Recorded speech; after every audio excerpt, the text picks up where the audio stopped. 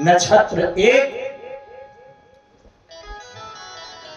एक बाहर से सुंदर है और दूसरी भीतर से सुंदर। चर्चा चल रही थी कल से रूप और स्वरूप।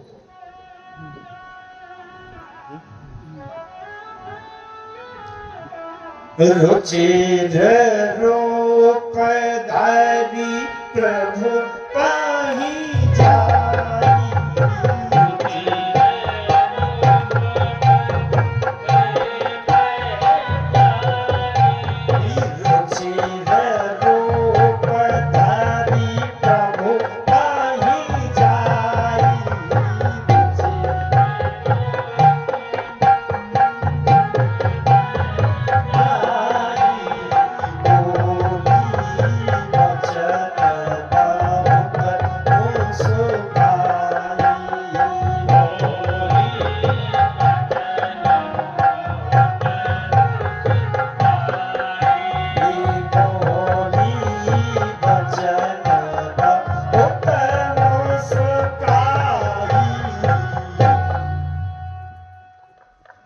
रुचिर रूप धारी, क्या धरा? रूप। एक बात मैं कहूं आपसे, जहां धारी शब्द आ जाए वहां समझ लेना कि वो असली है नहीं। रुचिर माने सुंदर रूप धर लिया, इसका मतलब वो सुंदर है नहीं, तभी तो सुंदर रूप धरना पड़ा कि नहीं। अच्छा, राम जी ने कभी रूप धरा है क्या सुंदर? लक्ष्मण जी ने कभी रूप धरा है क्या? ये तो सहज सुभाय सुभगतन गोरी, नाम लखन लागू देवर। सहज सुभाय सुभगतन,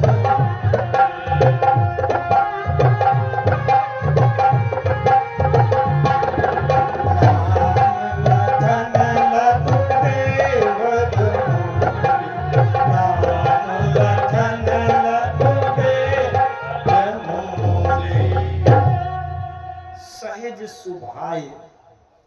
सहज शब्द का अर्थ आता है, सह माने साथ, ज माने जन्म। जो जन्म लेने के साथ है, जिसको सुंदरता मिल जाए तो बाहर से सुंदरता लगाने की जरूरत है क्या? तो ये एक का नाम सुपनखा और दूसरी का नाम सबरी। दोनों की राशि एक, गोसा शीशो सतविषा। एक बाहर से सुंदर है।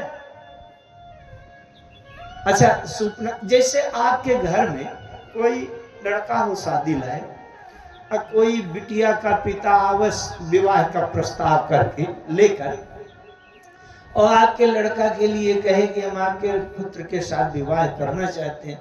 आपने पूछा बिटिया कैसी, और उसने बता दिया बिटिया देखने में तो बड़ी सुंदर है, 24 घंटा बिल्कुल ब्यूटी पार्लर से निकली हुई, डेंट पेंट रंग होकर मेकअप से बिल्कुल एकदम तैयार रहती, लेकिन हृदय की बड़ी कर्कशा, दुष्ट, बड़ी खतरनाक, बड़ी जहरीली। तो बताओ आप शादी करेंगे उस बिटिया से? सुपनखा के परिचय में स्पष्ट कहा गया क्या कि सुपनखा रावण गई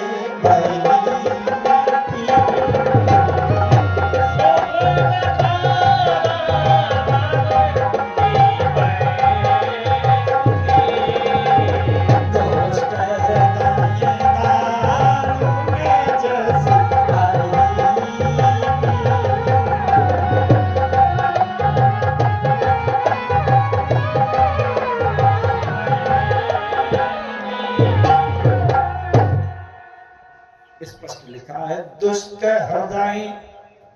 हृदय से कैसी है? बड़ी दुष्ट। दुष्ट माने कर्कशा।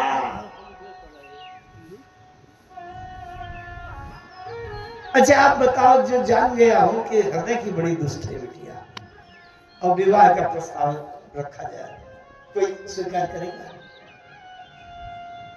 मैं कल से यही बात कर रहा हूं भैया, रूप थोड़ा बहुत कम सुंदर हो तो कोई चिंता की बात नहीं, पर हृदय के अंदर का स्वरूप ठीक कर लेना, राम जी स्वीकार कर लेंगे। हमारा मतलब केवल राम जी से इस जीवन में, संसार वाला कोई बाबा करे और चाहे न करे, संसार वालों से बेड़ा पार नहीं। बस हम कथा इसीलिए सुनते, बहुत कठिन बात नहीं बोल रहा, इतनी बात समझने के लिए सब लोग तैयार।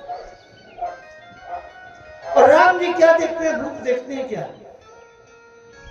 सूर्पनखा बाहर से सुंदर बनकर के आई और शबरी जी 10,000 वर्ष तो केवल प्रतीक्षा करते बीत गया समय कि राम जी आएंगे। उनके गुरु जी कहकर चले गए थे कि राम जी यहीं आएंगे, तुम कहीं जाना नहीं। तो गुरु जी ने जो कहा है वो सत्य ही होगा। इस पक्की निष्ठा, दृढ़ता, विश्वास पर 10,000 वर्ष तक रोज मार्ग बुहारती थी, गौ के गोबर से बढ़िया लिपती थी, पुष्प बिछाती थी। 10,000 वर्ष तक तो प्रतीक्षा करती थी। 10,000 वर्ष की आयु जिसकी बीत गई हो तो शारीरिक दृष्टि से सुंदर होगा वो। खाल सिकुड़ गई, मुंह के दांत गायब हो गए, बाल सफेद हो गए, नेत्रों की दृष्टि कमजोर हो गई, सुंदरता होगी क्या? लेकिन राम जी ने सूर्पनखा की तरफ एक बार देखा तक नहीं, और शबरी जी को राम जी बार बार भामिनी भामिनी भामिनी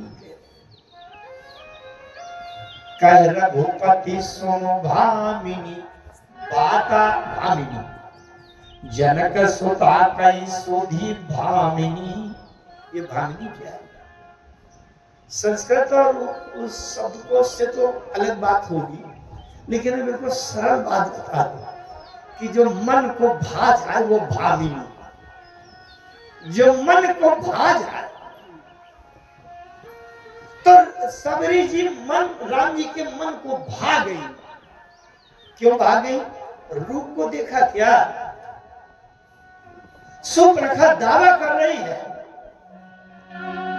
कि तुम सम पुरुष नमो समनानी, यह संयोग विधि रचे विचार।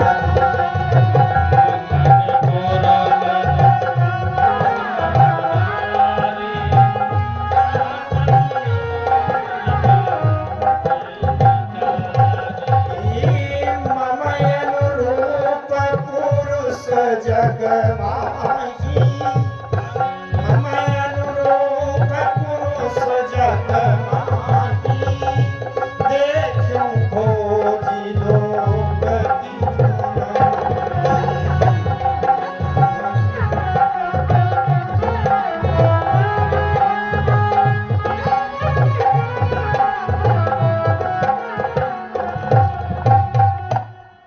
मेरे बराबरी का कोई पुरुष 3 लोकों में मिला नहीं है।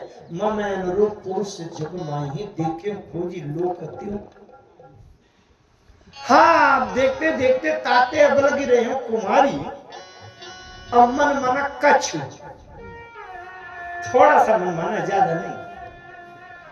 इसलिए सूर्पनखा ने सोचा अगर इसको कह दो कि तू पूरे मेरे बराबरी को हो तो इसका मन बढ़ ना हो जाए, भाव न बढ़ जाए। तो सूर्पनखा ने कहा सुनो, ज्यादा प्रसन्न ना होना, मेरे बराबर टक्कर के फिर भी नहीं, 25% हो, इसलिए मन माना कछ हो। थोड़ा सा मन मान गया कि चलो काम चला। बड़े ध्यान से समझिएगा, ये मानस है। राम जी ने सोचा कि जब मुझसे अभी कम मन माना है, कछ मन माना है, 25% माना है, तो जिसका 25% मुझसे मन माने और 75% संसार के काम से मन माने, उसका क्या भरोसा। राम जी ने कहा जाओ, जब पूरा का पूरा मन मान जाए तो चलिए आना, मैं स्वीकार कर। देखिए, हमारे जीवन का एक ही उद्देश्य होना चाहिए, एक ही कसौटी। राम जी एक बार हमारे ऊपर दृष्टि डाल दे, राम जी के मन से मन मिल जाए, हमें संसार से कोई लेना। हम लोगों का भी राम जी से कितना मन मानता है। हम सब लोग सुपर्णखा हैं। आप ये न सोचिए कि सुपर्णखा की कहानी हो गई। संसार के दिखाने में कितना सुंदर रूप बनाते हैं, कितने अच्छे वस्त्र आदि पहनते हैं। अरे भैया मैं बताऊं, मुझसे बनता नहीं है। नहीं, अच्छे अच्छे कथावाचक जो होते हैं तो कथा मंच में जाने से पहले 2 घंटा उसका मेकअप करने वाला श्रृंगारी उनको सजाता है, और ब्यूटी पार्लर में जाते हैं। ये भाव कैसी होनी चाहिए, बाल की लट कैसी होनी चाहिए, और तिलक कैसा होना चाहिए, दुपट्टा किस ढंग से डालना है, बड़ा वो सब सुपर्णखा तो है। अच्छा, राम जी को ये वेशभूषा से मतलब है कि हृदय की भावना से। बस भगवान की बड़ी कृपा है कि राम जी के या भगवान की कथा में हम लोगों को रुचि है कि इतना बैठे हैं, और रुचि भी है तो हम यथार्थ को न पकड़कर संसार के दिखावा प्रदर्शन में चले जाएं। राम जी का उससे कोई मतलब है? राम जी कहते हैं जब तुम्हारा कच्छ मन माना, शब्द लिखा है ना, मन माना कच्छ तुम ही निहारी।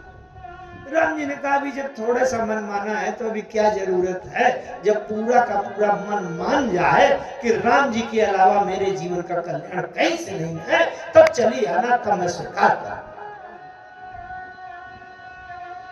एक एक बात से हमें मैं एक निवेदन करूंगा आपसे। मैं किसी को कथा नहीं सुनाता, मैं केवल धुआं में तीर चलाए हूं कि कभी तो राम जी के पास पहुंच जाए मेरी आवाज और मेरा बेड़ा पार हो जाए। अब आप लोग मेरे भाव से अगर कुछ लाभ ले सकते हो तो ले लीजिए, बाकी मैं किसी काम का नहीं। मन माना कछु तुम ही निहारी। एक बात और बताओ, सुपर्णखा कहती है कि रुचिर रूप धरि प्रभु पहि जाई, बोली बचन बहुत मुस्काई, तुम सम पुरुष नमो सम नारी, यह संजोग विधि रच्यो विचारी। ये विधि ने विचार करके रच दिया ये संजोग। जबकि जनक जी क्या कहते थे, कुंवरी मनोहरि विजय बड़ी, कीरति अति कमनीय, अपावन हार बिरंचि जनु, रच्यो न धनु दमनी। जनक जी कहते हैं तजहु आस निज निज ग्रह जाओ, तजहु आस निज निज ग्रह जाओ, तजहु आस निज निज ग्रह जाओ, तजहु आस।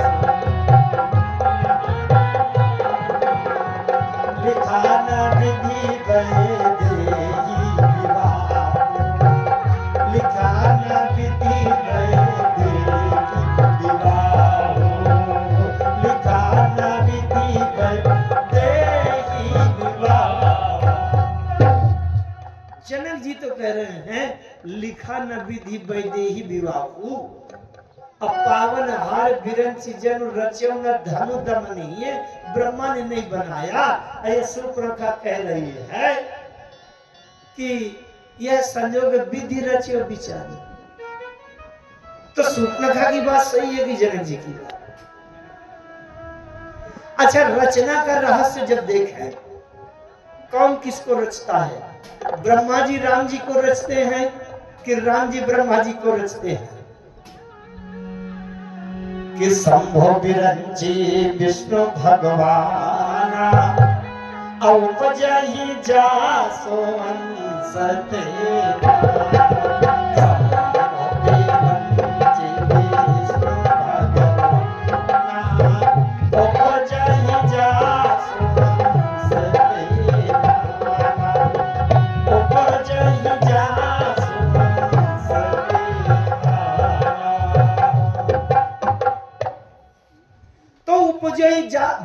जी राम जी के अंश से निकलते हैं, ब्रह्मा विष्णु महेश। तो अगर ब्रह्मा का विवाह राम जी लिखे तो लिख सकते हैं कि नहीं? बस और जब राम जी से ब्रह्मा जी पैदा हो रहे हैं तो ब्रह्मा जी राम जी का विवाह लिखेंगे क्या? तो ये स्वप्न का कह रही है, अस संयोग विधि रच्यो विचार। अच्छा, जनक जी क्यों कह रहे हैं? जनक जी इसलिए कह रहे हैं लिखा न विधि वैदेही विवाह। बड़े ध्यान से समझिए, ब्रह्मा जी देही का विवाह तो लिखते हैं, और जो देह तत्व से परे है, जिसका देह ही नहीं है, वैदेही का विवाह कहां से? लिखा न विधि वैदेही। फिर से समझिए, ये देह और विदेह रामचरितमानस में राम जी की जो लीला हुई है वो दो नगरों में विशेष हुई है, एक विदेह नगर में, एक देह नगर में। विदेह नगर में जहां देह का महत्व नहीं, देह का अस्तित्व नहीं, वो विदेह नगर। और एक देह नगर है जहां देहाभिमान भरा हुआ है, देह की सुख सुविधा। समझ गए? लंका, लंका देहाभिमान, देहवाद, देह की सुख सुविधा, देहवाद दोनों। तो एक बात और कहूं मैं, हमारे जीवन में विनाशी और अविनाशी दोनों तत्व हैं। एक बार बालकांड में प्रसंग आता है, मैं चलूंगा वहीं जहां से मैंने शुरू किया है, लेकिन बड़ी तात्विक बातें हैं, हमें अपने जीवन में, अपने शरीर के अंदर ये बातें देखना है। बालकांड में प्रसंग आता है कि रावण के अत्याचार से जब पृथ्वी परम सभी तो धरा कुलानी, ऋषि मुनि देवता और साधु संत ये सब इकट्ठा होकर के और ब्रह्मा जी के पास गए। सुर मुनि गंधर्वा मिलकर सरबा जय विरंची के लोगा।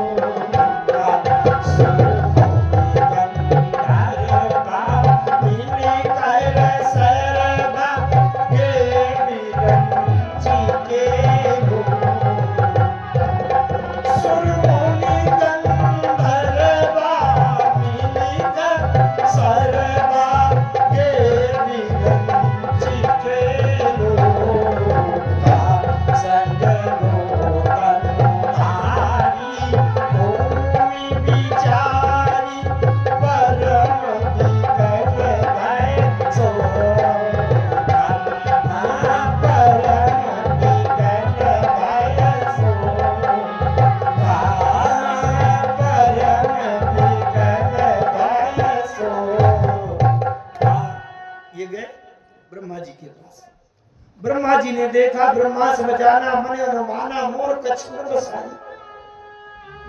ब्रह्मा जी ने देखा पृथ्वी और पूरे समूह से कहा मेरा इसमें कोई बस नहीं है। सबने कहा विधाता आपने सृष्टि की रचना किया है, आपका बस नहीं है। ब्रह्मा जी ने कहा मेरा एक नाम है विधि। विधि शब्द का अर्थ होता है नियम कानून, मैं नियम से बंधा हूं।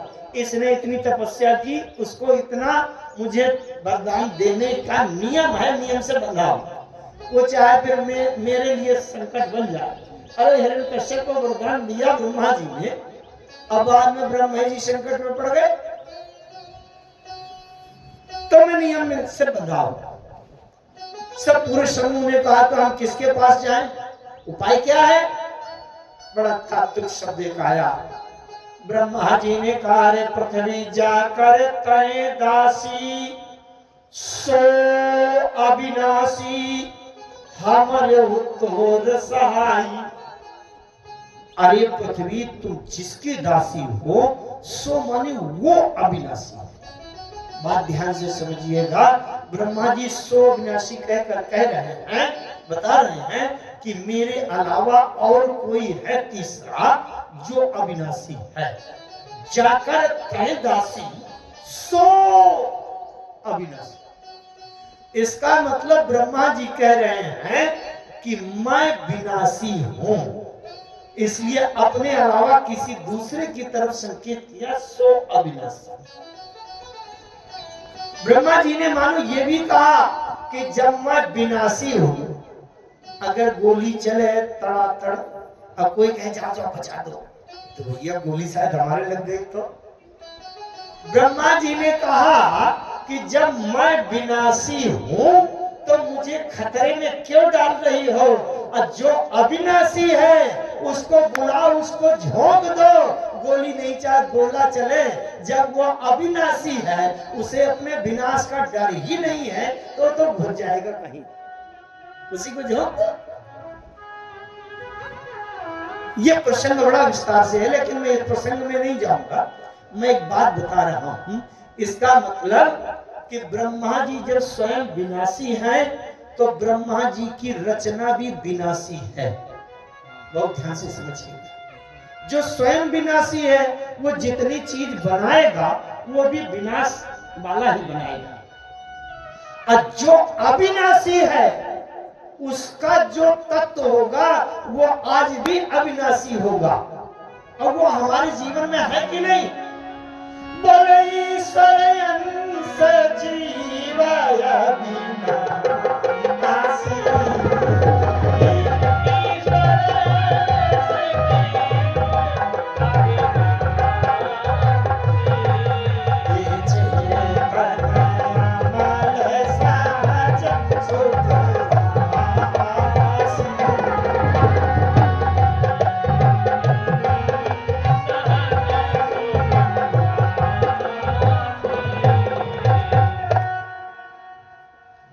ये जीव तत्व कहां से आता है?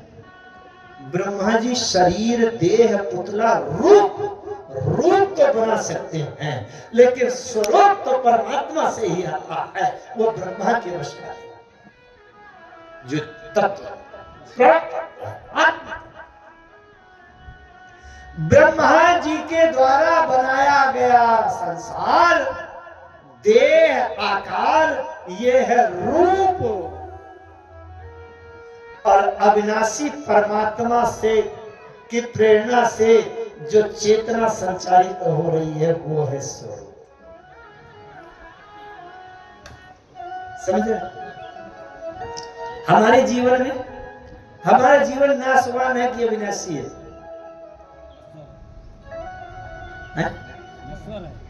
अच्छा, अब देखिए, अभी आप आधी बात करें, हम अभी उसी का प्रयास करें।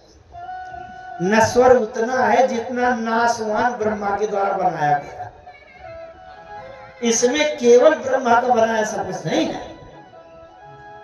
ये पुतला, ये देह, ये शरीर, ये रूप तो ब्रह्मा ने बनाया है, लेकिन प्राण तत्व को परमात्मा राम ने डाला है। क्योंकि जो चेतन कहाँ जड़ करई और जड़ ही करई चैतन, अस समर्थ रघुनायक ही भजहि जीव ते धन्य। अगर बहुत ध्यान से समझिए बात, अगर हम अपने को ये शरीर मानते हैं तो हम नश्वर हैं। अगर हम अपने को राम गोपाल तिवारी ये माने बैठे रहेंगे तो ये तो मरेगा, एक दिन राख बनेगा। लेकिन अगर हम अपने को जानते जानते आत्मा ब्रह्म जान लें, उसमें केंद्रित हो जाए अंदर अंदर, संसार को दिखाने की जरूरत नहीं है, तो वो कभी काल के बस में नहीं आएगा। वो अविनाशी है, क्योंकि आत्मा ब्रह्म और आत्मा न कभी मरता न कभी चलता। आइए फिर हल्के प्रसंग में, ये सब बातें इकट्ठी हो जाती। तो ये शूर्पणखा जो कह रही है, अरे ताते अब लगी रहे ताते अब लगी रहे, ताते अब लगी रहे कुमारी,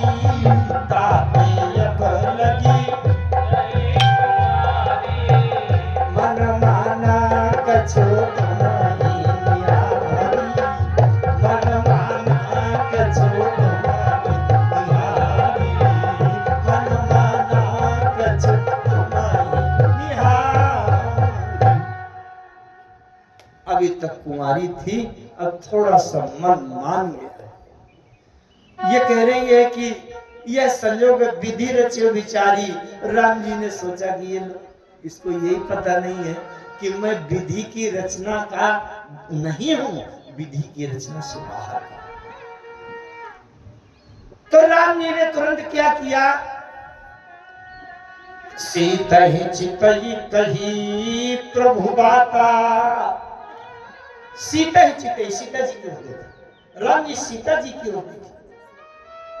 सूर्पनखा बड़ी सुंदर डेंट पेंट रंग रोगन ब्यूटी पार्लर से सज धज कर आई थी और राम जी देख ही नहीं रहे। राम जी सीता जी की होती थी। सीता ही चितई कही प्रभु बाता, अवाहई कुमार मोर लगो भ्राता। वो जो दूसरा कुमार है ना, वो भी कोई ऐसा वैसा नौकर चाकर नहीं, वो भी मेरा छोटे भाई है। इस प्रसंग में काफी लोग कुमार में बहुत अटक जाया है ना? कुमार का अर्थ ले लेते हैं कि वो जिसका विवाह ना हुआ वो कुमार। अगर समझ सके तो बात एकाग्रता से समझिएगा। यहाँ कुमार शब्द का विवाह होने या ना होने से कोई अर्थ नहीं। जब राम लक्ष्मण सीता तीनों वन को आ रहे थे तो दशरथ जी ने क्या कहा था सुमंत जी से कि सोठे सुकुमार कुमार दो, जनक सुता सुकुमार, रथ चढ़ाई दिखराई बन, फिर हो गए दिन चार। तो अब पहले दशरथ जी से प्रश्न करो कि दोनों कुमार सुठी सुकुमार कुमार दो, तो दोनों अविवाहित हैं क्या? बात ध्यान से सुनिए। राजवंश में राजघरानों में राजा के पुत्रों को कुंवर साहब कहने की परंपरा थी। कुंवर का मतलब राजकुमार, राजा महाराजा के कुंवर साहब। अभी भी जहां बड़े बड़े राजा रईस ठाकुर और छत्री रहते हैं, उनके जो पुत्र युवक हैं उनको कुंवर साहब कहते हैं। अब सूर्पनखा गई है, अरे पंचवटी सो गई एक बारा, पंचवटी सो गई एक बारा, पंचवटी सो गई एक बारा, पंचवटी सो गई एक बारा, देख विकल भई जुगल कुमारा, देख विकल भई जुगल कुमारा, देख विकल भई जुगल कुमारा। जुगल माने दो कुमारों को देखा। अब इससे तो यही अर्थ करें कि दोनों का विवाह नहीं, विवाह होने ना होने से कोई अर्थ नहीं। ये तो उम्र अवस्था युवा अवस्था को कुमार कहा।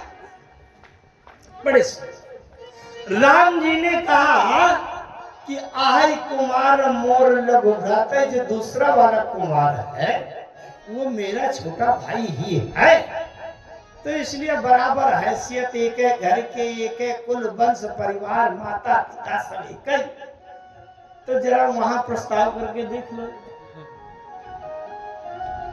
एक बात और बताऊं मैं, ये माया का लक्षण है, माया का निरूपण है। सूर्पनखा ने अनन्यता की भाषा बोली थी। सूर्पनखा ने कहा था, मम अनुरूप पुरुष जग माही, देखियो खोज लोक त्यों, तीनों लोकों में कोई मेरे समान का नहीं। एक थोड़ा तुम मिले हो अकेले कि थोड़ा सा काम चला लूंगी, मन मान गया कि जब कोई है ही नहीं है तो चलो काम चला हुए सही, तो तुमसे थोड़ा सा मन मान गया। तो ये क्या है? अनन्यता की भाषा है कि केवल राम जी से मन माना है और किसी से नहीं। तो जब राम जी ने प्रस्ताव किया कि वो जो दूसरा कुमार मेरा छोटा भाई ही है, तो सूर्पनखा को तुरंत कहना चाहिए, महाराज महोदय, मुझे आपके भाई भतीजा से कोई मतलब नहीं है। जय कर मन रम जाहि सन ते ही सन काम, ये वाक्य, ये उत्तर देना चाहिए। पार्वती जी ने क्या कहा? सप्तऋषि जब आए, सप्तऋषियों ने कहा कि शंकर जी के पीछे क्यों पड़ी हो? ना उनके घर में मकान, ना कोई नौकर, न चाकर, न गाड़ी, न घोड़ा, न एसी, न कार, न बंगला, न कुछ, न सोना, न चांदी। हम तुमको बरनी की विचारा। पार्वती जी ने यही कहा, महादेव अवगुण भवन, विष्णु सकल गुण धाम, लेकिन जे ही कर मन रम जाहि सन, ते ही सन काम। अगर सूर्पनखा ने कहा है कि मन माना कछु तुम ही निहारी, तो जैसे राम जी ने कहा आहे कुमार मोर लघु भ्राता, तो सूर्पनखा को कहना चाहिए कि मुझे आपके भाई भतीजा से मतलब नहीं है, आपके प्रति मेरा मन हो गया है, आप स्वीकार कर रहे हो तो बताओ। कहना चाहिए कि नहीं? लेकिन सूर्पनखा ने क्या किया? जैसे राम जी ने कहा आई कुमार मोर लघु भ्राता, सूर्पनखा लक्ष्मण जी के पास पहुंच गई। तो गई लक्ष्मण रिपु भगिनी जानी,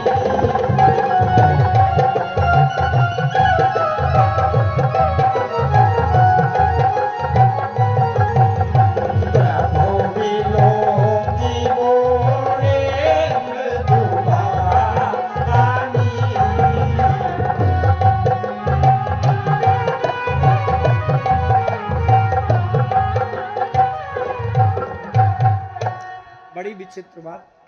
राम जी जब उत्तर दे रहे हैं तो सीता जी की ओर देख रहे हैं। क्यों देख रहे हैं? एक तो ये सीता भक्ति है, और राम जी का तात्पर्य है कि अरे देवी तुम आई हो प्रस्ताव लेकर मुझसे नाता जोड़ने के लिए, और ये सीता भक्ति है, क्या तुम्हारे जीवन में इससे कोई नाता है?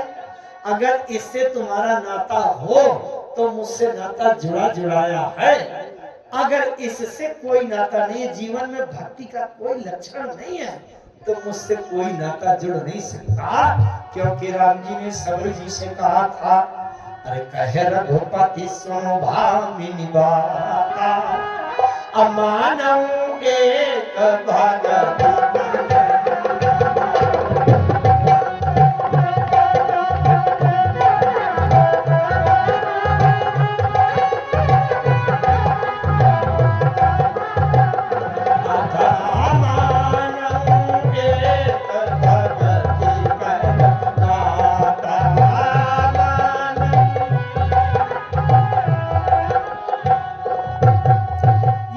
भक्ति है, भक्ति का नाता मुझे स्वीकार रहता है। तुम्हारे जीवन में भक्ति से कोई संबंध हो तो नाता जुड़ा जुड़ाया है, और अगर भक्ति से नाता नहीं है तो मुझसे नाता नहीं है। तो अच्छा, और दूसरी बात ये राम जी ने बताया, बड़ी महत्वपूर्ण बात है। राम जी ने सीता जी की ओर देखकर यह संदेश दिया कि अगर संसार की कोई दूसरी स्त्री सुंदरी बनकर सज धजकर आ जाए तो तुम सदैव अपनी ही पत्नी की ओर देखना, तभी तुम्हारा चरित्र बचेगा, और नहीं संसार की सुंदरी तुम्हारा चरित्र नष्ट कर देंगी। अगर अपना आचरण चरित्र बचाना है तो अपनी ही पत्नी की ओर देखना, संसार की दूसरी सुंदरी की ओर मत देखना। तीसरी बात, राम जी ने सीता जी की ओर देखकर यह संकेत किया कि देवी तुम अपने को त्रैलोक्य में त्रैलोक्य सुंदरी तभी तक बता रही हो जब तक तुमने इसको नहीं देखा। अगर इसको देख लोगी तो तुम्हारे सुंदरता का भ्रम दूर हो जाएगा, क्योंकि सीता जी के सामने कोई दूसरा सुंदर नहीं है। बालकांड में यही तो बात आई जब धनुष युद्ध में वर्णन हुआ सीता जी के सौंदर्य का। जो छवि सुधा पयोनि दिनोई, परम रूप में कच्छप सोई, शोभा रघुनंदन सिंगारू, मथे पान पंकज निज मारू। तो इसलिए राम जी ने देखा। अच्छा, जब सूर्पनखा लक्ष्मण जी के पास गई तो लक्ष्मण जी प्रभु बिलोकी बोले मृदुबानी, राम जी की तरफ देख रहे। सूर्पनखा ने सोचा कि बड़ी विचित्र परंपरा है, जब राम जी के पास गई थी तो सीता की ओर देख रहे थे, और जब इनके पास आई हो तो ये राम जी की ओर देख रहे हैं, मेरी तरफ कोई देख ही नहीं रहा। लक्ष्मण जी ने कहा, जब सुपनखा ने कहा, अरे महोदय इतना डेंट पेंट करके आई, एक बार तो देखो कि कितनी सुंदर हूं। लक्ष्मण जी ने कहा, इसलिए तो मैं देख नहीं रहा, जितनी देर तक ना देखूं उतनी देर तक तो सुंदरता बनी रहे, क्योंकि जैसे मैं देखूंगा तुम्हारी सुंदरता बेकार हो जाएगी, नाकान कट जाएगी, क्या रहेगा, इसीलिए तो मैं देख नहीं रहा।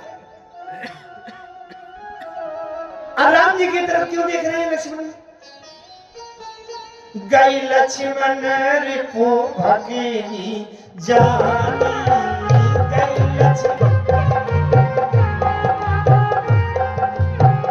गई लक्ष्मण रिपु भगिनी जानी, गई लक्ष्मण भगिनी जानी, प्रभु बिलो की बोले मधुबानी, प्रभु बिलो की बोले बानी, प्रभु बिलो की बोले मधुबानी। राम जी की ओर देख रहे हैं। लक्ष्मण जी का मतलब ये है कि अरे देवी, राम जी से तुम्हारा कोई नाता है?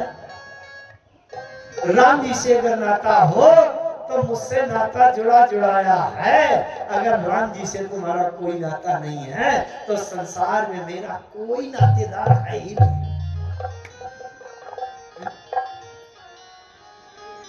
तो संसार में केवल एक ही नाता है, क्योंकि पूजनीय प्रिय परम जहां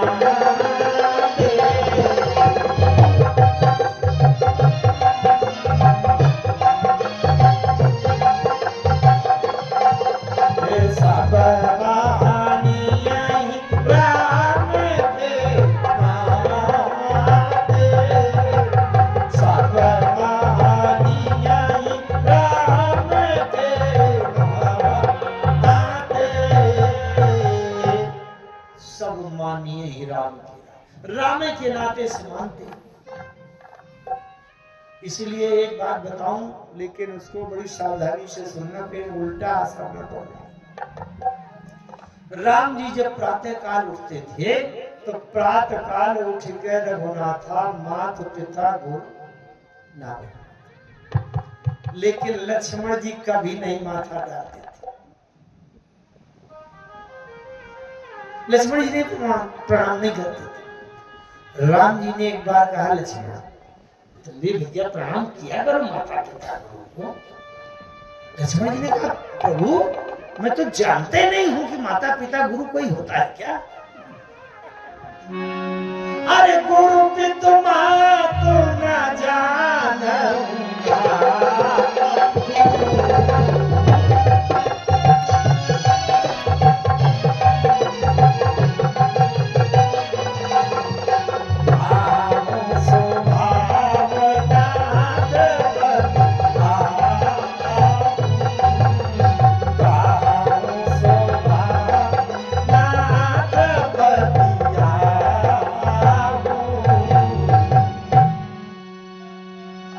गुरु पितुमा तु न जानऊ काहू, क्योंकि मोरे सबई एक तुम स्वामी, मोरे सबई एक तुम स्वामी, मोरे सबई एक तुम स्वामी, दीन बंधो रया जानी,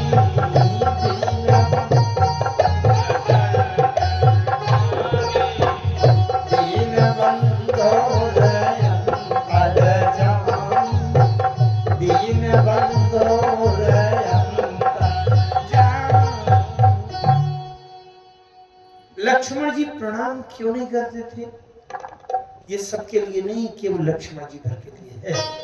लक्ष्मण जी का कहना है, जिसको राम जी के चरण मिल गए हैं, जिस भाग्यशाली जीव को, हे प्रभु हे राम जी, जिस भाग्यशाली जीव को आपके चरण मिल गए हो माथा रखने के लिए, तो क्या आपके चरणों में माथा रखने के बाद अभी भी कोई कमी रह जाएगी क्या कि संसार वालों के चरणों में माथा टेकना पड़ा?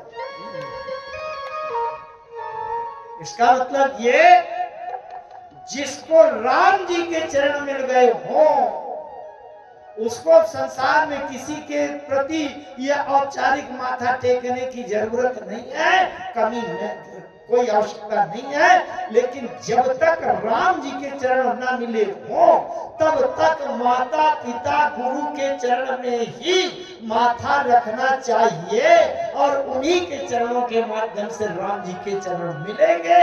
इसलिए गुरु पिता माता के चरणों में अंकन।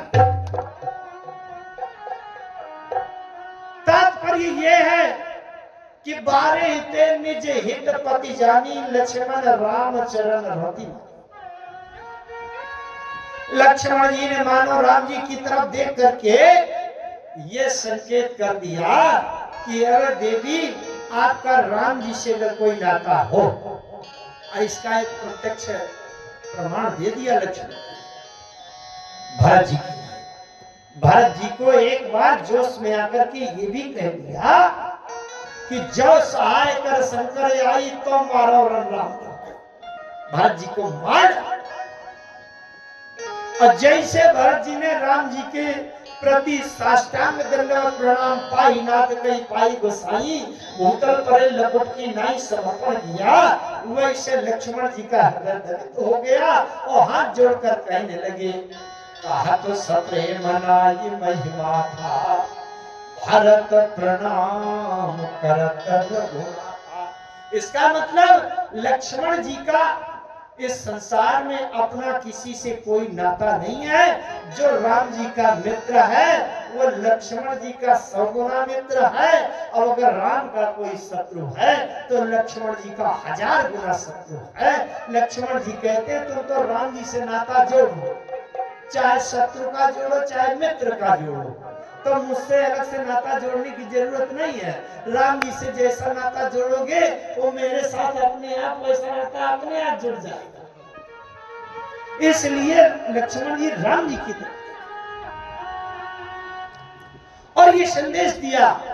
जनकपुर में जब विवाह हो रहा था, राम जी का विवाह हुआ, सभी भरत जी का विवाह हुआ, शत्रुघ्न का, और जब लक्ष्मण जी के विवाह का नंबर आया तो लक्ष्मण जी को जाकर किसी ने बताया कि तुम्हारा आपका नाता जोड़ा जा रहा है। लक्ष्मण जी ने कहा मेरा नाता किससे? आप देखिए, ध्यान दीजिएगा, सीता जी जनक की पुत्री हैं। अच्छा, मांडवी का जो परिचय दिया गया तो कुशकेतु कन्या प्रथम जो गुणशील सुख शोभा हुई, ये कहा गया, ये कुशकेतु की पुत्री। लेकिन उर्मिला जी के माता पिता का नाम नहीं बताया।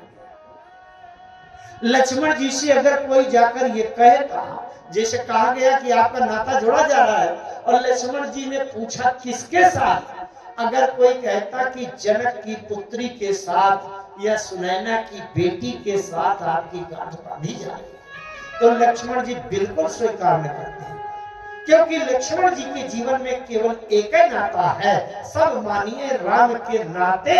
तो बताने वाले ने कितनी सावधानी से बताया कि जानकी लघु भगनी सकल सुंदर सिरो मानी जानी के, जानकी लघु भगनी सकल सुंदर सिरो मानी जानी के, सो कनय दीनी रात रखनई सकल विधि सनमानी के, हम सकल विधि सनमानी के, हम सकल विधि सनमानी के। जानकी लघु भगनी, जानकी की छोटी बहन के साथ तुम्हारा नाता जोड़ा। लक्ष्मण जी ने हिसाब लगाया, जानकी जानकी मतलब सीता, सीता की छोटी बहन। सीता, सीता माने राम। गिरा अरथ जल बीच सम, कहियत भिन्न न भिन्न, बंदम सीताराम। जानकी लघु भगिनी, जानकी माने सीता, सीता की छोटी बहन। सीता माने राम, राम माने सीता। इसका मतलब राम से इसका नाता जुड़ा है। राम से अगर नाता जुड़ा है तो मुझे नाता स्वीकार है। अगर राम से कोई रिश्ता जुड़ा ना होता तो मुझे कोई नाता स्वीकार। ये लक्ष्मण जी के जीवन का सिद्धांत, क्योंकि रूप है, सुपर्णखा रूप। तो रूप बाहर से सुंदर है और अंदर से दुष्ट है। लक्ष्मण जी ने नाक कान काट दिया। क्यों? क्योंकि वो बनावटी सुंदरता थी। तब खिसियानी राम पह गई, अरूप भयंकर प्रगटत भई। लक्ष्मण जी ने नाक काट दिया। और दूसरी जो महिला है ना, रूप और स्वरूप के उस बिंदु को लेकर के प्रसंग को समझने का प्रयास करना। सुपर्णखा रूप है। रूप कल मैंने बताया था, रूप और स्वरूप में क्या अंतर है। जो आंख खोलने पर सामने दिखाई पड़ जाए वो रूप, और जो आंख बंद करने पर मन की समाधि में जिसका अनुभव हो जाए वो स्वरूप। तो ये सुपर्णखा रूप है। राम का संबंध जोड़ने के लिए रूप को सुधारने की जरूरत नहीं, बल्कि हृदय की भावना और स्वरूप को शुद्ध करने की आवश्यकता है। बाहर से देखने में सबरी जी कोई सुंदर नहीं थी। अभी बताई गई बात कि 10,000 वर्ष तक तो केवल इतनी प्रतीक्षा में समय निकल गया। इस वृद्धावस्था, इस जरावस्था में बाहर दैहिक सुंदरता थोड़ी रह जाती है, लेकिन हृदय की भावना की पवित्रता और सुंदरता को देख करके, और राम जी सबरी जी से बार बार उनको भामिनी भामिनी का संबोधन करते हुए बात। एक बात थोड़ी सी और याद आ रही है। दो नारी पात्र हैं जिनका नक्षत्र एक, नाम की राशि एक का नाम है सुपर्णखा, दूसरी का नाम है सीता। सीता और सुख, गो सा सी सु सत विशाल। वही नक्षत्र सीता का है, वही नक्षत्र सुख का। सीता पुष्प वाटिका में गई और सुपर्णखा पंच वाटिका में गई। वाटिका की राशि एक, पुष्प वाटिका पंच वाटिका। ध्यान से समझना। सीता ने पुष्प वाटिका में राम को देखा और सुपर्णखा ने पंच वाटिका। सीता ने पुष्प वाटिका में देखा और सीता ने पंच वाटिका में। ये पंच वाटिका क्या है? 5 इंद्रियां ही पंच वाटिका है। जो पांचों इंद्रियों को अपने नियंत्रण में रखे है वो है सीता, और जिसकी इंद्रियां अनियंत्रित हो जाए वही है सुपर्णखा। अच्छा, सीता ने राम को देखा और सुपर्णखा ने भी राम को देखा। पुष्प वाटिका में सीता जी ने जब राम जी को देखा तो मन में बात आई, भावना आई कि ये मुझे अगर जीवन साथी रूप में मिल जाए तो मैं धन्य हो जाऊं। सुपर्णखा ने भी जब पंचवाटिका में पंचवटी में राम जी को देखा तो सुपर्णखा को लगा ये मुझे दुल्हा रूप में मिल जाए तो बढ़िया हो जाए। यहां तक कोई दोष नहीं। यहां अगर दोष होता तो सीता जी में भी दोष लग जाता, लेकिन सुपर्णखा में दोष कहां से आ गया? बड़े ध्यान से, छोटी सी बात में कितना अंतर हो जाता है। सीता जी को भी मन में हुआ ये मुझे जीवन साथी रूप में, पति रूप में मिल जाए तो मैं धन्य हो जाऊं। भीतर से हृदय से किसी कोने से आवाज आई कि तो फिर प्रपोज करो, शुरू करो, प्रस्ताव करो। सीता जी ने कहा बिल्कुल नहीं, फिरी अपन पौ पितु बस जाने। मैं इस समय अपने पिताजी के वश में हूँ। सर्वाधिकार पूर्णाधिकार मेरे अभिभावक संरक्षक माता पिता को है। वो निर्णय उनके हाथ में है। वो जहाँ भेज देंगे मैं वहीं चली जाऊंगी। और मुझे वो सब स्वीकार है जो अपने माता पिता संरक्षक की मर्यादा को सोचकर और उनके हाथों सर्वाधिकार सुरक्षित रखे अपने विवाह का निर्णय अपने पिता संरक्षक के हाथ में सौंप दे, वही सीता है। और जो स्वतंत्र रूप से पंचवटी में ही और राम जी से प्रस्ताव कर दे कि मैं तुमसे विवाह करना चाहती हूँ, वही शूर्पणखा है। केवल इतना। आज के समय में ज्यादातर यही दोष आ गया है। बेटियों को हाई शिक्षा एजुकेशन के लिए भेजो, कहीं इंजीनियर डॉक्टर बनाने के लिए दूर बड़े महानगरों में भेजो। अब 2-4-5 साल पढ़ाई करे, सर्विस करे, जॉब करे, तो एक दिन अचानक मैसेज आ जाएगा कि हम लोगों ने निर्णय ले लिया है, विवाह कर रहे हैं, आपको आना हो तो आ जाइएगा। नहीं, ठीक है। तो जो अपने माता पिता की मर्यादा का ध्यान रखे वही सीता। अच्छा ठीक है, जैसे शूर्पणखा गई, शूर्पणखा का मन बड़ा मुग्ध हो गया राम जी में। तो क्या शूर्पणखा के घर में, परिवार में, मायके में, भाई भतीजा, चाचा, फूफा, मामा, मौसिया, कोई तो पुरुष होगा जिससे जाकर शूर्पणखा कहती कि भैया चाचा जी या मौसिया, फूफा जी, वो बड़े अच्छे सुंदर राजकुमार हैं, उनसे बात चलाइए, अगर मेरा विवाह हो जाए तो मुझे ठीक संतुष्टि हो। ये कह सकते थे कि नहीं? ये मर्यादा है। तो शूर्पणखा ने किसी पुरुष को वहां आवश्यक नहीं समझा और स्वयं प्रस्ताव करने लगी। गोस्वामी जी महाराज लिखते हैं कि महावृष्टि चली फूटी किया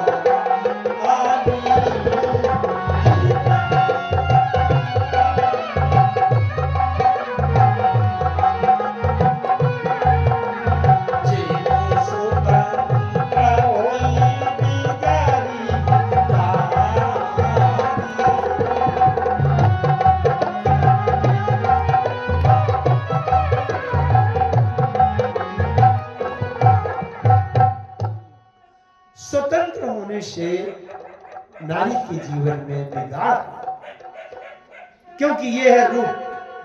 अच्छा, ये भगवान की माया है। 2 प्रकार की माया होती है भगवान की। तेहि कर भेद सुनो तुम सोम, विद्या अपरय विद्या दो। एक दुष्ट अतिशय दुख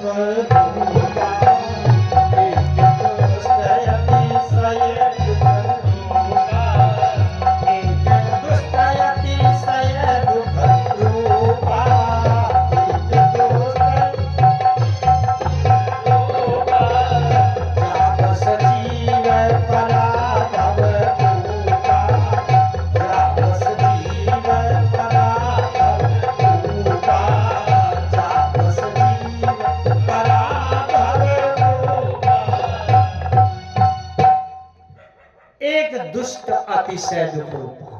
इसलिए गोस्वामी जी ने लिखा है शूर्पणखा रावण के बहनी दुष्ट।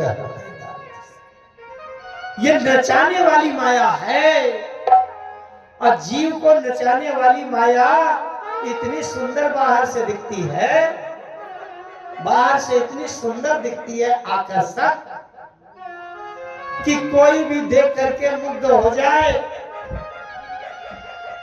और ये भगवान की नचाने वाली जो माया होती है, ये सदैव प्रत्येक ग्राहक को यही कहती है कि आज तक मेरा सुख किसी ने नहीं भोगा, ताते अब लगी रही हूं तुम्हारी। एक नए नए तुम ही ऐसे ग्राहक हो कि जिसको सुख देने के लिए मैं पूरी तरह तैयार हूं। ये भगवान की माया अरे सबसे इसी तरह से कहती है। राम जी ने इसीलिए तो लक्ष्मण जी के पास भेजा था, क्योंकि राम जी से कह रहे थे कि अभी तक मम अनुरूप पुरुष जग माही देखियो खोज लोगती हो नहीं ताते अब लगी रहे कुमारी मन माना कछ तो ही नहीं आ रही। तो राम जी ने सोचा कि अब मैं लक्ष्मण के पास भेजूं, जरा देखो उससे क्या कहेगी। तो लक्ष्मण जी से भी तो ऐसे कहा होगा कि नहीं? क्या कहा होगा? ये कहा होगा कि मैं बहुत सुंदर हूं। और लक्ष्मण जी से भी ऐसे कहा होगा कि मेरी बराबर का कोई मिला नहीं है, एक तुम गोरे नारे चिट्ठे दिख रहे। और लक्ष्मण से तो ये भी कहा होगा कि वो तो काला का लूटा है, इसलिए छोड़ के चली है इसको। क्यों? ये भगवान की माया जीव को जब लुभाती है तो यही कहती है कि मुझको अगर पा जाओगे तो ये संसार का सुख जो किसी को नहीं मिला वो तुमको मिल जाएगा। ये माया जो बाहर से सुंदर है, रूप से सुंदर है और हृदय से दुष्ट है, ये भगवान की नचाने वाली माया, जीव को जो नचा देगा। सबरी जी बाहर से सुंदर नहीं है, रूप सुंदर नहीं है, लेकिन स्वरूप सुंदर। शबरी जी क्या है? एक बात कहूं मैं, रामचरितमानस में प्रत्येक पात्र में एक लक्षण, एक लक्षण ऐसा विशेष होता है कि जो उसकी समानता का, उसकी बराबरी का 3 लोक 14 भुवन की सृष्टि में दूसरा कोई नहीं मिलता। सबरी जी में एक विशेषता आई कि जो 3 लोक 14 भुवन चारों युगों में ब्रह्मांड में कहीं दूसरे में मिलेगा। चाहे केवट में देखें, चाहे विभीषण जी में देखें, चाहे किसी भी चाहे भरत जी में देखें या लक्ष्मण जी में देखें, प्रत्येक पात्र में एक ऐसा लक्षण विशेष होता है कि जो दूसरे में कहीं नहीं मिल सकता। लक्ष्मण जी में एक ऐसी विशेषता है कि जो किसी में नहीं है, भरत जी में भी नहीं है, और लक्ष्मण जी ने बराबरी कर दिया। यह मानस में बड़े ध्यान से पढ़ने की, समझने की आवश्यकता पड़ती है। जिस समय श्री भरत जी अयोध्या से पूरी प्रजा को लेकर और चित्रकूट पहुंचने वाले थे, किसी कोल भील ने जाकर बताया कि भरत जी आ रहे हैं, और एक आई कहा बहोरी सेन संग चतुरंग न थोरी सो सुनि राम ही भाति सोचू इत पितु बच इत बंधु सोचू। लक्ष्मण जी समझिए कि सेना को सुनकर राम जी घबरा गए हैं, तो लगता है डर गए कि हम अकेले हैं और पूरी सेना आएगी तो आक्रमण न होगा। लक्ष्मण जी खड़े हो गए, छाती ठोकने लगे, राम जी से कह रहे घबरा क्यों रहे हो, मैं जो हूं। कहां लगी सही रहिए मनमारे, नाथ साथ धन हाथ हमारी। लक्ष्मण जी ने अपनी विशेषता बताना शुरू किया। क्षत्रिय जाति, मैं क्षत्रिय हूं। किसी ने आकर के लक्ष्मण जी के कान में कहा कि तो भरत भी तो क्षत्रिय है। कौन सी नई बात है तुम? लक्ष्मण जी ने कहा दूसरा विशेषण, क्षत्रिय जाति रघुकुल जन्म, महाराज रघु के वंश में पैदा हुआ हूं। तो बताने वाले ने धीरे से कह दिया तो भरत भी तो रघुकुल में पैदा हुआ है, तुमने क्या विशेषता? अगला लक्षण जो लक्ष्मण जी ने बताया वो भरत जी के पास नहीं था। क्या? मानस का दोहा पढ़ा है, क्षत्रिय जाति रघुकुल जन्म, राम अनुग जग जान। अनुज नहीं है, ध्यान से पढ़िए, अनुज नहीं है, अनुग। अनुज माने क्या होता है? अनुज माने छोटा भाई, अनु माने पीछे, जा माने जन्म लेने वाला। अगर लक्ष्मण जी ये कहते मैं राम का छोटा भाई हूं तो बात वही आ जाती कि भरत जी भी तो राम के छोटे भाई। लेकिन लक्ष्मण जी ने अनुज नहीं कहा। क्षत्रिय जाति रघुकुल जन्म राम अनुग। अनुग माने अन माने पीछे, गमने गमन करने वाला। मैं राम का पिछलग्गू हूं और भरत राम का पिछलग्गू नहीं है? चाहे पुष्प वाटिका में प्रेम का वातावरण श्रृंगार चल रहा हो तो भी लक्ष्मण जी साथ में हैं, और चाहे पंचवटी में सीता जी के हरण में विरह की व्यथा में राम जी व्याकुल हो रहे हो तो भी लक्ष्मण जी साथ हैं, और चाहे धनुष तोड़ने की स्थिति हो तो लक्ष्मण साथ हैं, और चाहे रावण के विनाश की स्थिति हो तो भी लक्ष्मण साथ है। राम अनुग जग जान। प्रत्येक पात्र में, मैं यहां सबरी जी की बात कर रहा हूं। सबरी जी में एक विशेषता जो 3 लोग 14 भुवन चारों युगों में किसी में भी नहीं मिलेगी, वो विशेषता। अब वो बात समझने के लिए थोड़ी राम जी की बातें सुने। राम जी ने सबरी जी से कहा, भामिनी मैं नवधा भक्ति का उपदेश देना चाहती हूं। यद्यपि राम जी का उद्देश्य है सबरी जी की स्तुति करना, सबरी जी की स्तुति करना, लेकिन अगर सबरी जी की प्रशंसा स्तुति राम जी करना शुरू कर दें तो सबरी जी को प्रसन्नता नहीं होगी, बड़ा दुख होगा, असंकोच होगा, मारे ग्लानि के गलेंगी। इसलिए राम जी ने सीधे स्तुति करना है, लेकिन राम जी ने कहा मैं नवधा भक्ति का उपदेश देना चाहता हूं। अरे नवधा भक्ति कहूं कोई पानी,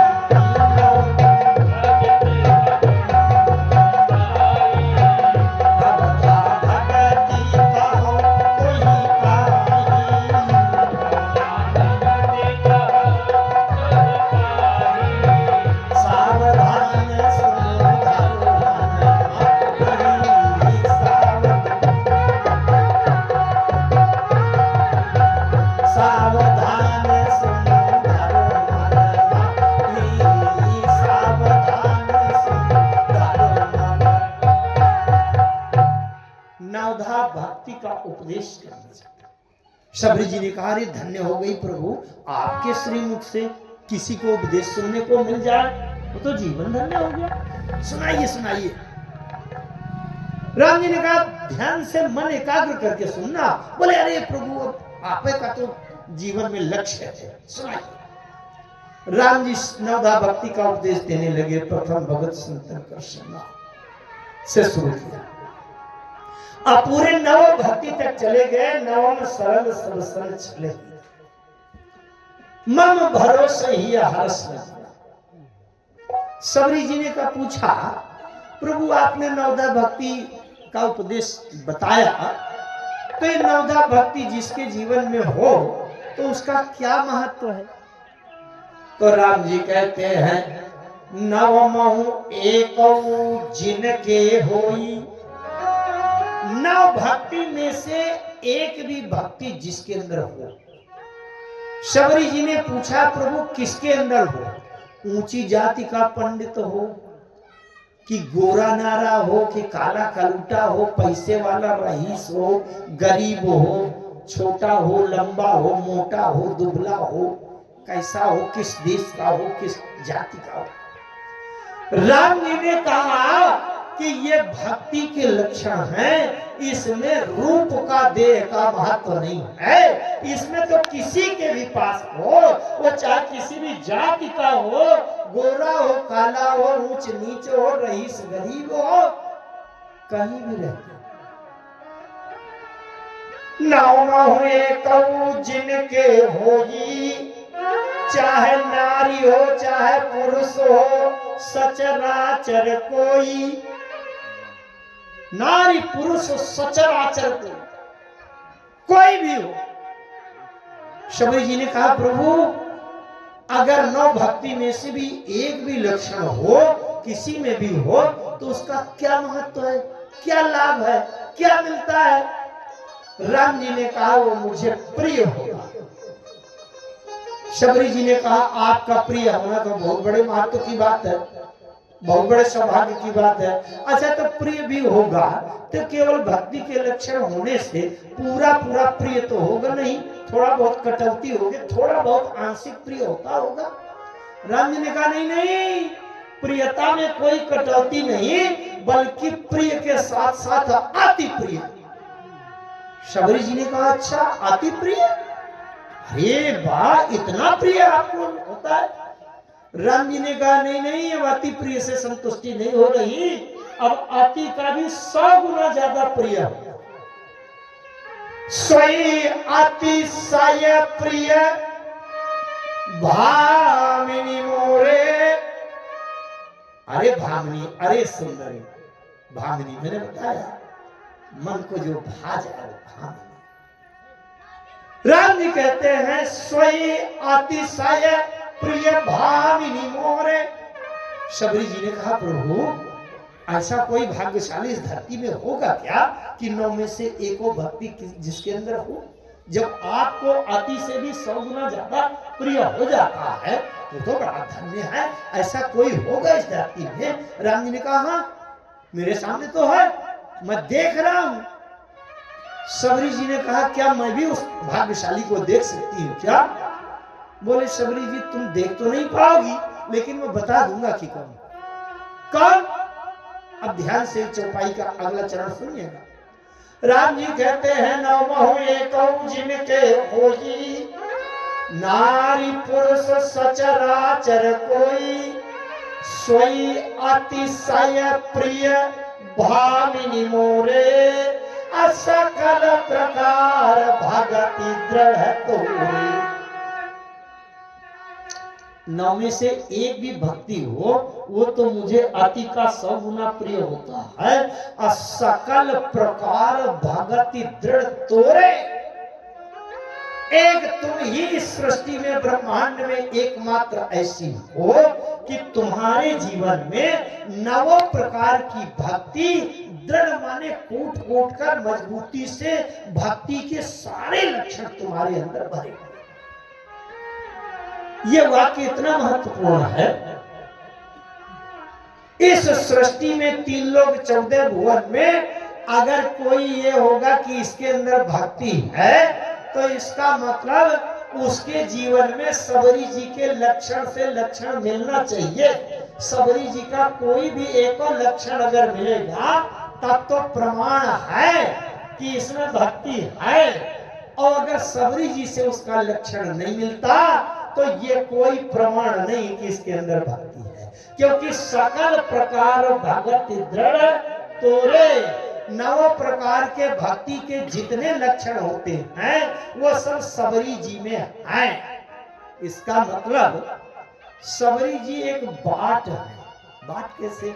जैसे आप 2 किलो चीनी लेने जाएं दुकान में तो तराजू में एक तरफ 2 किलो का बाट रख दिया जाएगा और दूसरे पलड़े में चीनी रखी जाएगी। चीनी अगर कम ज्यादा है तो चीनी की तरफ कम ज्यादा घटबढ़ उसमें और मिलावे या उससे निकाले, ये किया जाएगा। बाट बिल्कुल पक्का है, बाट में घटबढ़ नहीं किया जा सकता। इसका मतलब इस सृष्टि के अंदर भक्ति का को नापने तौलने का बाट है सबरी जी। सबरी जी से जिसके लक्षण मिलेंगे, मैं कहता हूं सारे लक्षण ना मिले तो एक भी लक्षण मिल जाए तो इसका मतलब वो प्रमाणित हो गया कि इसमें भक्ति है। अगर सबरी जी जैसे लक्षण नहीं है, सबरी जी के जीवन का एक भी लक्षण किसी में नहीं है, तो चाहे जितनी ऊंची जाति का हो, चाहे जितना रूप बनाए, लेकिन उसमें भक्ति का प्रमाण नहीं है। क्योंकि राम जी ने प्रमाणित कर दिया कि 9 एको जिनके हुई, नारी पुरुष सचराचर कोई, सोई अतिशय प्रिय भामिनी मोरे, सकल प्रकार भगति दृढ़। बड़ी मजबूती से तुम्हारे जीवन में 9 प्रकार की भक्ति दृढ़ता से भरी हुई है। क्योंकि रूप और स्वरूप की बात चल रही है। सूपनखा रूप है और सबरी जी स्वरूप है। बाहर से देखने में भले ही आकर्षक ना हो, लेकिन राम जी के मन को भा जाने वाले ये लक्षण सबरी जी के अंदर है। और हृदय के भाव से सबरी जी के अंदर जो 9 प्रकार की भक्ति है, अभी क्या समझ लो 2 मिनट, चलिए 2 मिनट बाकी। इसलिए 6 से आगे तो कथा ले चलना ठीक नहीं है। रात की सभा में विशेष और प्रयास करेंगे इसके आगे समझने का, रूप क्या है और स्वरूप क्या है। मैं एक निवेदन बार बार करता हूं, बड़े बड़े मंचों से भी करता हूं। मंच चाहे बड़ा हो चाहे छोटा हो, श्रोता चाहे 10-50 बैठे हो चाहे 5000 बैठे हो, कथा तो वही राम जी की ही है। चाहे वो खानपुर में चले और चाहे कानपुर में चले, कथा तो राम जी की है। एक बात का बार बार निवेदन किया करता हूं, आप लोग सभी परिपक्व हैं, विज्ञ हैं, प्रज्ञ हैं, बुद्धिमान हैं, पके पकाए हैं, अनुभवी। राम जी की कथा प्रदर्शन का विषय नहीं, दिखावा का विषय नहीं।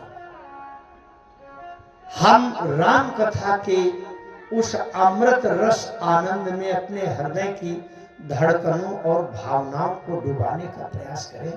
मैं हाथ जोड़कर कहता हूं, एक दिन बहुत जल्दी ऐसा आ जाएगा अचानक कि सुट से श्वास बंद हो जाएगी और हमारे हाथ से अवसर निकल जाएगा। और जब हमारी श्वास बंद होगी